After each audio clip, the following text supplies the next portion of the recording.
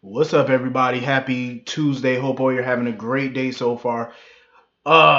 It's been a busy couple of days. It's been a real busy one. Today was real hectic. Today, cause I've been helping a friend out. Renovating his apartment and stuff. So it's been a busy day. Yesterday was another busy one. So that's why this video is uploaded a little late. But anyway, getting into it, it's kind of funny how um Stella is angry at Curtis for talking to Marcus. It's kind of funny to me because not too long ago, she was all up in Curtis and Jordan business. So now the shoe was on the other foot. You know what I mean? Like it's kind of funny. It's a little ironic. Um, I mean, all those years ago, Stella made a decision. I think it was unfair of her to make such a life altering decision of breaking up with Marcus without him having a say in the matter. Because, like Marcus said, he had no say. She made her decision to raise Curtis and his brother, and it was a final decision. There was no negotiating, there was no compromise, there was nothing. She made that decision. I felt like I understand why she did what she did, but at the same time, it was a little selfish for her to make such a major decision without Marcus's input. I feel like that wasn't fair to her. It wasn't fair to him.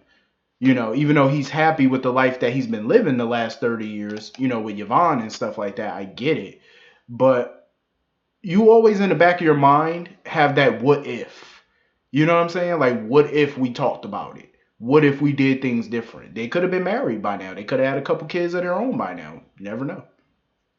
But the beautiful thing is that they kind of have a second chance here. And I say kind of because, yeah, he's still married to Yvonne. But with her current state of mind, you never know what could happen. I mean, he might just decide to divorce her and be with Stella. We never know, but for right now, I guess they're just gonna be friends. We obviously know that probably won't last too long, because people get lonely. Want a little rendezvous. It happens. Um, First of all, this pineapple juice is blazing. It's not really pineapple juice. It's like pineapple Kool-Aid. It's so blazing. I had the mango one yesterday. Oh my god. Like mango and pineapple. Pineapple is like one of my favorite. Especially pineapple orange soda. That's my favorite. One of my favorites. So yeah, I could definitely see them, getting together in the near future, the very near future. So anyway, Godspeed to the two of them. So moving on from that, that scene with Sonny and Mike was such a touching scene. It was sad. I really felt bad for all of them. Carly, Mike, Sonny. He really doesn't even know who they are at this point. You know what I mean? He thinks that he's living in some facility or boarding house or whatever. So, it sucks that he doesn't even know who his own son is, his own daughter-in-law, probably his own grandchildren. He just don't know who they are. And I felt real bad for Sonny because Sonny was trying to hold it all together. Like he was trying to stop himself from crying, but he just couldn't. And I totally understand why Sonny chose not to go with Carly to the facility to drop Mike off because I think he knew if he went, he would have just broke down. And I think that's why he just wanted to be home by himself at that moment. And that's what he did. He broke down crying because he just needed that moment alone because this is heartbreaking for him. I mean, you have to understand. He basically grew up without Mike as a dad. Mike didn't come back into his life until he was a full grown man. And it took them some time, a good long time, to even get to a place where they can call each other son and dad and stuff like that. It took a while, it took a long while. I remember the very first episode when Mike came back to town and Sonny came strolling into, I guess, Luke's club or whatever, like a pimp, strolling up in there and he was not happy to see Mike. Definitely not happy to see him. He could not stand the sight of his father. So their relationship definitely came a long way in the past 20 years. A very long way. So to see it progress this way, it's tough. I think it's tough not only for the characters and the actors to play it, But I think it's tough for the fans to watch. It's hard because you got people in real life that can relate to this. Because you got some people who parents or grandparents are going through Alzheimer's, dementia, and they don't even know who you are. It's sad to go through that. It's sad to see it. So this storyline, that's why I love it, because it's so relatable. Because so many people are going through this or have went through this, or it's an eye opener for people in the future if they have to go through this. You know what I'm saying? So I think this has been a really amazing storyline, and Max Gale better win an Emmy. He did a phenomenal job with this storyline. He really did. He did a wonderful job, masterful job. You couldn't find I don't think you really could find a better actor to play this. He's killed it. He's stepped it up a notch every time. So hats off to him. But yeah, it was hard though seeing Sonny cry like that about his dad and stuff. That was just crazy. You know, it was just sad to see his dad, packing his bag, going to this facility. But I will, say Sonny did the right thing. In the end, he did the right thing. He made a very hard decision, but in my opinion, it was a decision that needed to be made. You had no choice. Sonny was backed into a corner. He had no choice. Um, so anyway, moving on from that. So Sam comes up with this bright idea to fake break up with Jason so she can go undercover to get in good with Shiloh. So basically, she's trying to con him. I think I could get with this, her going undercover and stuff like that. It could be enjoyable, hopefully, with any luck. Because Shiloh is working his magic. I seen him put his hand on Christina's knee. I said, oh, he wants some cootie poo. Listen, let me tell y'all something. He want that cootie cat. Listen, when a man put their hand on a woman's knee, you know what that means. He hoping that he trying to find out what time them legs is open for business. That's why he put his hand on that knee. He wondering what time and what he got to do to get them knees to further apart. That's what he doing. That I'm telling you, peep game. I'm telling you, I know what that hand on the knee mean. We've all done it. At some point or another, we've done it. So it ain't nothing new. Some people act like it's brand new, like they shot, like they don't know what that mean. You know what it mean when somebody put their hand on your knee. What time are they open? That's what they want to know. That's what they trying to find out. They trying to get to the cookie jar. You know what I mean? But I don't know if he gonna get in that cookie though. I don't know. Well, knowing Christina, he gonna get it. Christina is so naive. It's sad, yo. How are you the daughter of Sonny Corinthos, a mob boss, kingpin for over 20 years, and you're the daughter of a respectable lawyer who used to be a DA? You know what I'm saying? Like, they know how to read people. How do you not know how to read people? I'm not understanding how she don't smell the bull from 10 miles away. How do you not? I'm confused. Like, how do you not? I mean, he got scumbag written all over him. I mean, hell, if you sit next to him, you could probably smell it. Scum. Like, I don't see how you can't. Possibly, I don't get Christina. Like, she just seemed a little dense to me. Like, how dense can one person be? Like, the signs have been there. The red flags have been there. Sam been pointing them out. I don't know how you're not receiving this. Like, I think once what's really going on with Shiloh comes to the light, she's probably gonna have a little pity party and feel stupid for believing in him, because this is really like cult like. So I'm actually happy Sam is trying to not only bring him down but protect her sister in the process.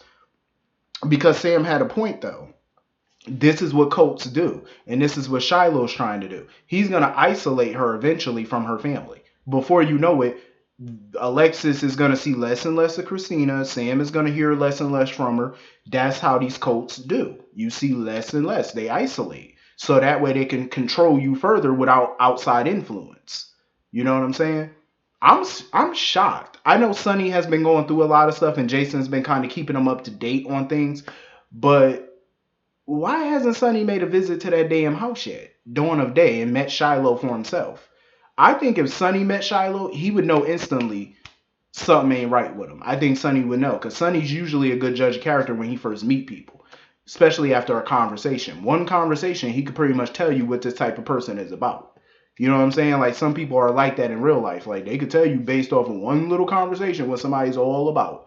Because the signs are there, the verbiage, just the way they talk, and what they talk about. It's like, the way that they move their hands and their body language. It tells you a lot. You know what I'm saying? You'd be surprised at what you could find out in one conversation with a person. You'd be shocked when your meter goes off. Um, some people are not blessed with that talent to just weed shit out of people. They're just not blessed with that talent. Some people are. Um, Now Christina's trying to get her mother signed. She trying to sign her mother up for a seminar. Oh Lord.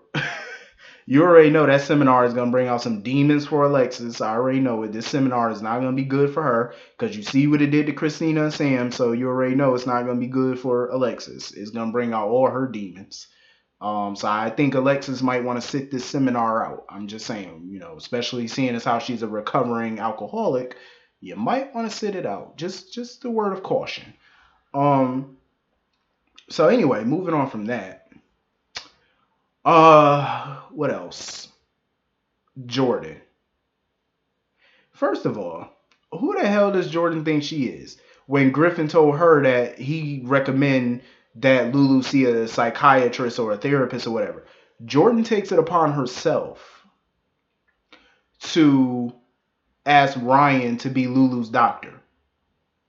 First of all, Jordan, that's not your decision to make. If anybody's going to hire a psychiatrist for Lulu, it's either Lulu herself or her next of kin, which is Laura at the present moment. So who are you to ask Ryan to consult on Lulu's care or whatever? You don't have the authority to do that. I just felt like personally she was out of line for doing that. I just felt, even if Laura didn't mind, Jordan was still out of pocket for doing that though. You should have at least asked Lulu or Laura who would they want as a doctor. There are other psychiatrists other than Laura's soon to be ex-husband or fake ex-husband.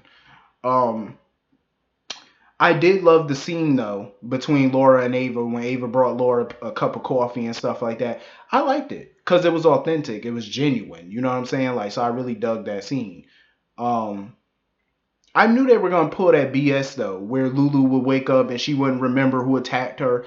I say y'all really trying to stall this storyline for as long as y'all can. I think they just wait until February, but they really stalling the storyline. And it was so funny when Laura was thanking Ryan for looking after Lulu or whatever. This fool Ryan said, "Yeah, I just want to make sure she's taken care of." Now we all know how to read between the lines, and we know what the hell he meant when he said "taken care of." We know what that meant. So now Ryan talking about going on vacation with Ava, not a permanent one, but a vacation. I said, no, you just trying to skip the country. Don't think you slick, jackass. But of course he has to deal with another matter. I guess there's an emergency at Ferncliff with the real Kevin. There's an emergency, so hopefully this is moving along because it's time to put this storyline to bed ASAP. It's about damn time they got some guards outside Lulu's door. So Laura wanted some officers. Jordan told her, they got officers around the clock watching Lulu's room. And, Laura was like, I want Curtis to be her bodyguard for right now. So I'm not mad at that. I mean, she's the mayor's daughter. She's the daughter of a detective who was just stabbed. She should have some guards, quite a few guards. Not just one, but quite a few. But Curtis will do. I'm pissed they didn't think of that before to get her some guards. And they should be checking the hospital security cameras or something to see who went up in her room at that point. Like, they need to be checking some type of surveillance. God knows they ain't checking none at the Metro Court. And furthermore, Alexis. Listen, I love me some Alexis, but she need to get a life. She's running around hounding Julian about calling Kim. I'm like, Alexis, I had to agree with Julian today, but out of that man's personal life. Y'all are not married. You know what I'm saying? Like, get out of his person. Why is him talking to Kim? What does that do for you? How does him reaching out to Kim affect your life? In what capacity? I think she just want him back with Kim so that way she don't be tempted to go back to him. Because it's clear that's what Alexis wants. I'm just saying. Honestly, I think Alexis wants Julian occupied so she doesn't get that sudden urge to try to rekindle that old flame. She don't, she trying to make sure she don't go back to that old thing. But I think that's really what it's about. But she do need to get out that man business. Like, I'm just saying, like, if he wants to reach out to Kim, he know the number. It's 7 digits. plus the area code. He know the digits. He know where she live. Mind your business.